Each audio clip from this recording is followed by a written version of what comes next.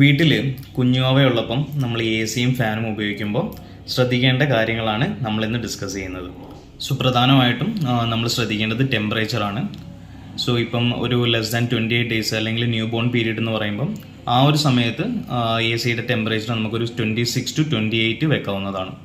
കാരണം ആ ഒരു സമയത്ത് കുഞ്ഞുങ്ങൾക്ക് കുറച്ചും കൂടെ ഹീറ്റ് ആവശ്യമാണ്. അവർക്ക് ആ ഒരു ഡെവലപ്മെൻറ്റ് സ്റ്റേജിലും അതേപോലെ തന്നെ ഗ്രോത്തിനുമൊക്കെ കുറച്ച് ചൂട് ആവശ്യമാണ്. കുറച്ച് വലുതായി കഴിയുമ്പോഴത്തേക്ക് ഒരു 2-3 മാസമൊക്കെ ആകുമ്പോഴത്തേക്ക് നമുക്ക് ടെമ്പറേച്ചർ കുറച്ച് കുറയ്ക്കാം. അതായത് ഒരു 25 മുതൽ 26 ഡിഗ്രി സെൽഷ്യസ് ഒക്കെ വെക്കാം. 24 കുറയാതിരിക്കുന്നതായിരിക്കും എപ്പോഴും നല്ലത്. രണ്ടാമതായിട്ട് ശ്രദ്ധിക്കേണ്ടത് ആ ഒരു എ സി അല്ലെങ്കിൽ ഫാനൊക്കെ കുട്ടീൻ്റെ ഡയറക്റ്റ് ഫേസിലോട്ടോ അല്ലെങ്കിൽ ബോഡിയിലോട്ടോ ബ്ലോ ചെയ്യാതിരിക്കാൻ ശ്രമിക്കുക. കാരണം കുട്ടിക്ക് ഇവാപ്പറേറ്റീവ് വാട്ടർ ലോസ് ഉണ്ടാവും. അതേപോലെ തന്നെ മൂക്കിൽ കഞ്ചഷൻസ് ഉണ്ടാവാം, അലർജി ഉണ്ടാവാം. ചില പൊടിപടലങ്ങളൊക്കെ ഡയറക്റ്റായിട്ട് കുട്ടീൻ്റെ ശരീരത്തിലോട്ട് വരികയും ചെയ്യാം. എ സി അല്ലെങ്കിൽ ഫാന് കുറച്ച് കുട്ടിയിരിക്കുന്നതിൽ കുറച്ച് ദൂരത്തോട്ട് മാറ്റി വെക്കുക. മൂന്നാമതായിട്ട് ശ്രദ്ധിക്കേണ്ടത് ഫാനും അല്ലെങ്കിൽ എ സിയൊക്കെ ഇടയ്ക്ക് വിളിച്ച് സർവീസ് ചെയ്യിപ്പിക്കുക. അതിനകത്ത് കുറേ പൊടിപടലങ്ങളൊക്കെ ഉണ്ടാവും. അത് കാരണം ചില കുഞ്ഞുങ്ങൾക്ക് ഇൻഫെക്ഷനോ അല്ലെങ്കിൽ അലർജിയൊക്കെ ഉണ്ടാവാനുള്ള സാധ്യത കൂടുതലാണ്.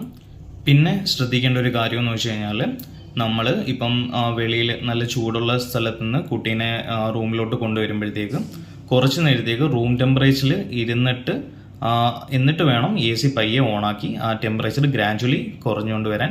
അതേപോലെ തന്നെ കുട്ടി എ സിയിലുള്ള സമയത്ത് വെളിയിലോട്ട് പോകുമ്പോഴും കുറച്ച് നേരത്തേക്ക് ഒരു 10 to 15 minutes A C of ചെയ്തിട്ട് വേണം കുട്ടീനെ ആ ഒരു ടെമ്പറേച്ചറിന് വെളിയിലോട്ട് കൊണ്ടുവരാനും.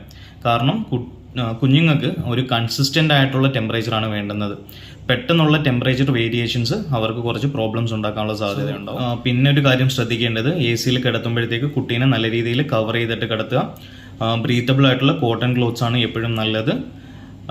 പിന്നെ നമ്മൾ ശ്രദ്ധിക്കേണ്ടത് കുഞ്ഞുങ്ങളുടെ ടെമ്പറേച്ചർ, അതായത് തെർമോമീറ്റർ ഉണ്ടെങ്കിൽ തെർമോമീറ്റർ വഴി ചെക്ക് ചെയ്യാം. അല്ലെങ്കിൽ നിങ്ങൾക്ക് തന്നെ ഈ കൈയുടെ ബാക്ക് ഭാഗം വെച്ചിട്ട് കുഞ്ഞിൻ്റെ ആ ഒരു സ്റ്റൊമക്കിൻ്റെ ഭാഗത്ത് ടച്ച് ചെയ്ത് നോക്കുക. അതേപോലെ തന്നെ കുട്ടീൻ്റെ ആ ഒരു കയ്യിലും കാലിലും ടച്ച് ചെയ്ത് നോക്കുക. കുട്ടീൻ്റെ സ്റ്റൊമക്ക് വാമാണ് അല്ലെങ്കിൽ കൈയൊക്കെ വാമാണെങ്കിൽ ടെമ്പറേച്ചർ നോർമലായിരിക്കും.